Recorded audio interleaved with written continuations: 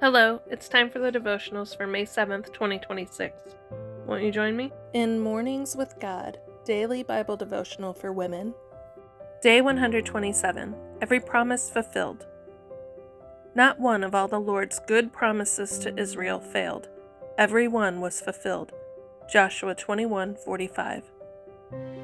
God is not limited, nor is he confined to human circumstances.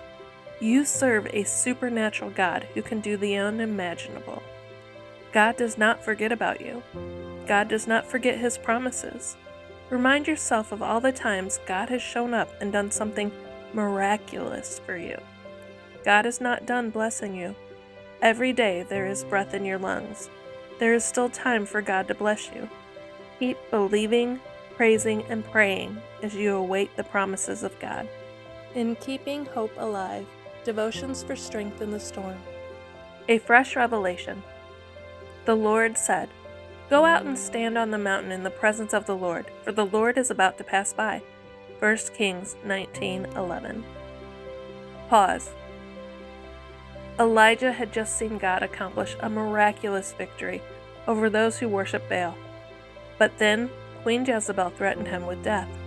Her death warrant undid him. His thoughts spiraled downward until he prayed to die.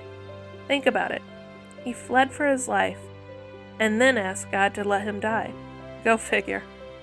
Elijah's negative mindset was still more evident than a month later when he described his situation to God. We might have expected God to say, "Wait a minute, think again, you've got it all wrong." Instead, he gave Elijah a fresh revelation of his character. 1 Kings 19:11-12. Sometimes we need a fresh revelation of God too. As happened to Elijah, our perception can become skewed when we suffer and focus on the hardship at hand. In times like this, we don't need God to give us a detailed explanation of what's really happening. His words would likely land on deaf ears. What we really need is a fresh glimpse of His power to strengthen us, His grace to carry us, and His love to hold us. Ponder. What fresh revelation of God's character do you want most? Pray. God, adjust my perspective through the truth of who you are. When you and I hurt deeply, what we really need is not an explanation from God, but a revelation of God. We need to see how great God is. We need to recover our lost perspective on life. Things get out of proportion when we are suffering, and it takes a vision of something bigger than ourselves to get life's dimensions adjusted again. Warren W. Wiersbe. Looking up when life gets you down. In Joy and Strength. May 7th. That the life also of Jesus might be made manifest in our mortal flesh. 2 Corinthians 4:11.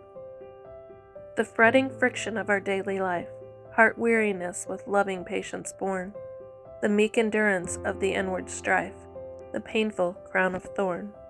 Prepare the heart for God's own dwelling place, adorn with sacred loveliness His shrine, and brighten every inconspicuous grace, for God alone to shine. Mary A. Atkinson.